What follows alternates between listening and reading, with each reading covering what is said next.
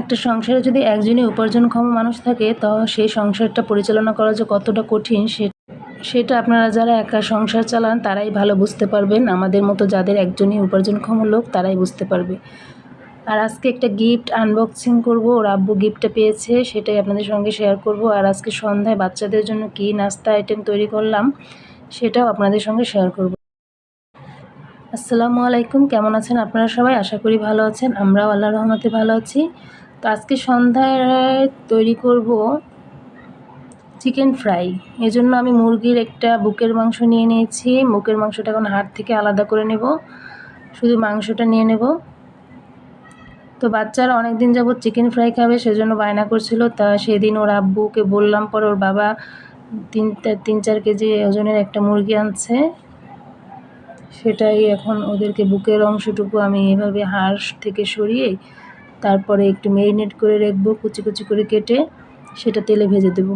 এই যে এখন দেখুন কুচি কুচি করে কেটে নেব, হাড় থেকে মাংসগুলো আলাদা করে নিয়েছে। আর ওই যে হাড়গুলো রয়ে গেছে ওগুলো কিন্তু আমি ফেলে দেবো না, ওগুলো আমি একটা কাজে লাগাবো। অনেক সময় চিকেন স্টু তৈরি করতে ওগুলো কাজে লাগানো যায়। তো এভাবে পাতলা পাতলা করে স্লাইস করে নেব আমি। এভাবে চিকেন ফ্রাই করে দিলে কিন্তু খেতে অনেক ভালো লাগে, আর বাচ্চারাও অনেক মজা করে খায়। আমার বাচ্চারা তো অনেক বেশি পছন্দ করে চিকেন ফ্রাই।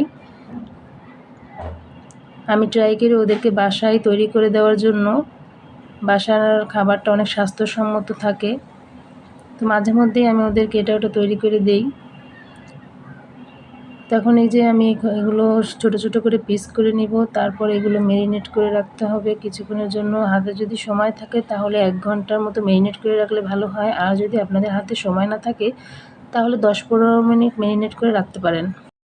তো যে কথা বলতেছিলাম, এখনকার সময়ে একা একা সংসার চালানোটা খুবই কঠিন। আর যে সংসারে একজনই উপার্জনক্ষম লোক থাকে সে একজনের উপার্জন দিয়ে সংসার চালানোটা খুবই কঠিন। জিনিসপত্রের দাম যে পরিমাণে বেড়েছে তাতে একা সংসার চালানোটা খুবই কষ্টদায়ক। আর ম্যারিনেট করে রেখেছিলাম আমি মশলা দিয়ে, কিন্তু সেই ভিডিওটা আমার ডিলিট হয়ে গেছে, আপনাদের সঙ্গে শেয়ার করতে পারলাম না, সেজন্য আমি খুবই দুঃখিত। অন্য কোনো এক সময় আপনাদের সঙ্গে শেয়ার করব এখানে কী কী মশলা দিয়ে আমি ম্যারিনেট করে রেখেছিলাম। তারপরও আপনাদেরকে একটু বলছি এখানে আমি কী কী দিয়েছি।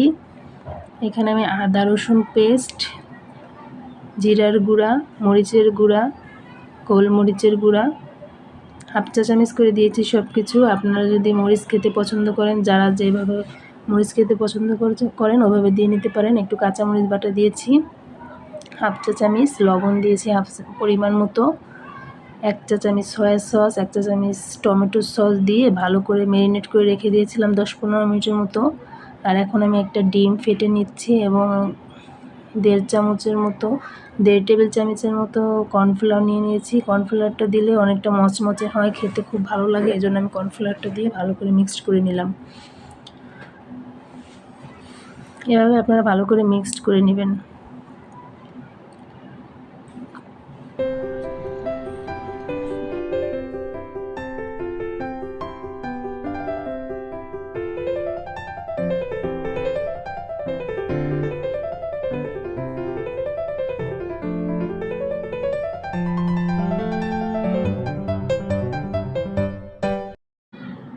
এখন চুলায় প্যান বসিয়ে পরিমাণ মতো তেল দিয়ে দেব। তেলটা গরম হলে আমি এখানে চিকেন ফ্রাই করার জন্য যে ম্যারিনেট করে রেখেছিলাম ওই চিকেনগুলো দিয়ে দেব।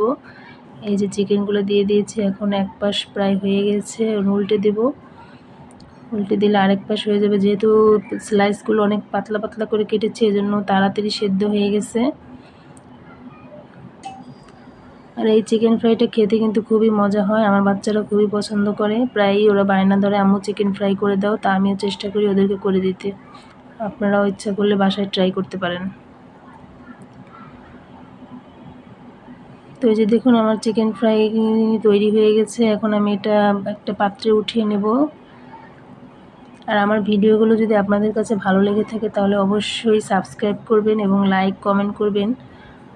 কে কোথা থেকে দেখছেন, আমার ভিডিওগুলো আপনাদের কাছে কেমন লাগছে কমেন্ট করে জানাবেন অবশ্যই।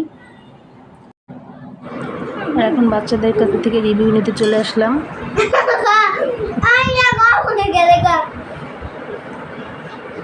কেমন হয়েছে? 10-এ কত দিবা? 10-এ 1000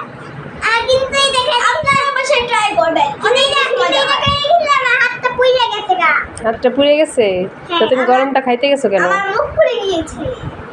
শুনতেই পেলেন আপনারা যে কতটা টেস্ট হয়েছে। আমার বাচ্চারা তো খুবই পছন্দ করেছে। আপনারাও বাসায় ট্রাই করতে পারেন, স্বাস্থ্যসম্মতভাবে আপনাদের বাচ্চাদেরকে তৈরি করে দিতে পারেন।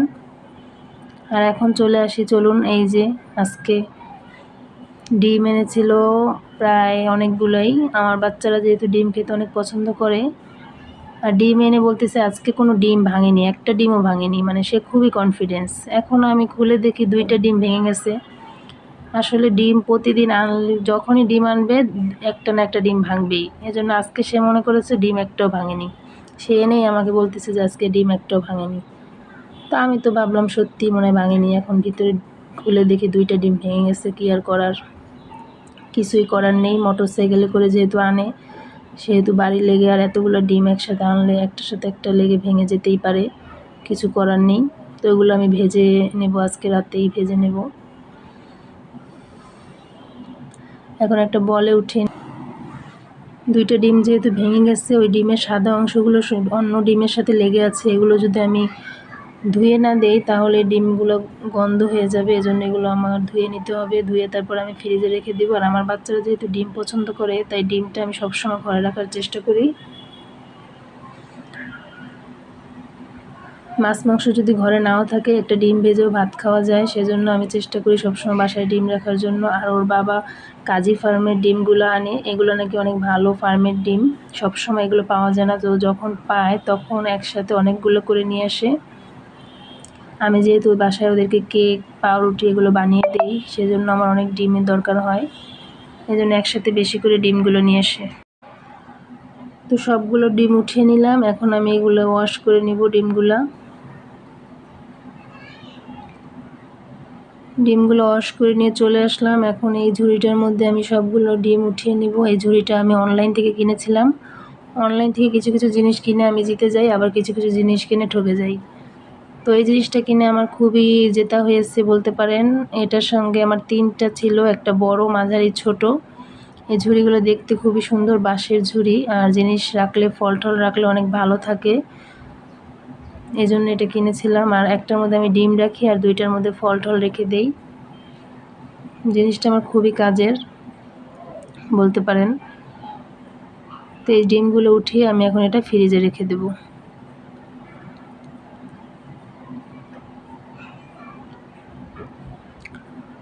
তো এখন আপনাদের সঙ্গে আরেকটা জিনিস শেয়ার করি। আজকে ওর বাবা একটা গিফট পেয়েছে, সেই গিফটটা আপনাদের সঙ্গে আনবক্সিং করব। তো ভাবলাম গিফটটা আমার খুব পছন্দ হয়েছে, তাই ভাবলাম আপনাদের সঙ্গে একটু শেয়ার করি। গিফটটা হচ্ছে একটা ওয়ালমেট, মানে ওয়ালের সঙ্গে ঝুলানোর জন্য এনেছে।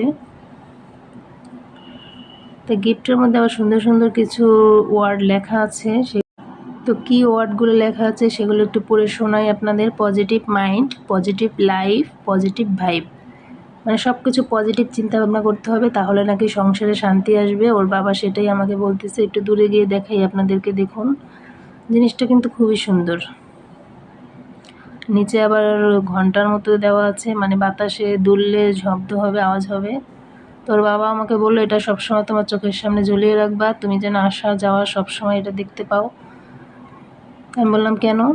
এটা দেখলে তোমার মাইন্ড পজিটিভ হবে, তুমি সব কিছু ভালো ভালো চিন্তা ভাবনা করবা। তাই আপনারাই বলুন, আমরা কি সংসারে খারাপ চিন্তা ভাবনা করি কিনা, নেগেটিভ চিন্তা ভাবনা বেশি থাকে কিনা আমাদের মেয়েদের মধ্যে? কমেন্ট করে অবশ্যই জানাবেন। আর আজকে তাহলে এ পর্যন্তই। সবাই ভালো থাকবেন, সুস্থ থাকবেন। আল্লাহ হাফিজ।